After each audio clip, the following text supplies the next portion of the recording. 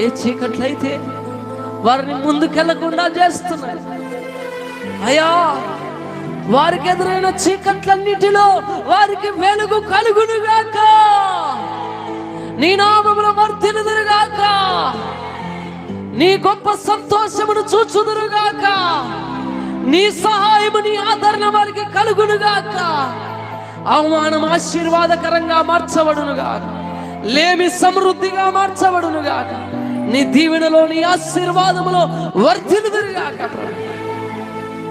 మీరే వారి జీవితం, వారి కుటుంబంలో, వారి పరిస్థితులలో, వారి స్థితిగతులలో, వారి కన్నీటిలో మీరే ఉండి వారిని ఆదరించమని, బలపరచమని, నడిపించమని యేసు క్రీస్తు శక్తి కలిగిన నామములో అడిగి పొందుకొని నాము తండ్రి.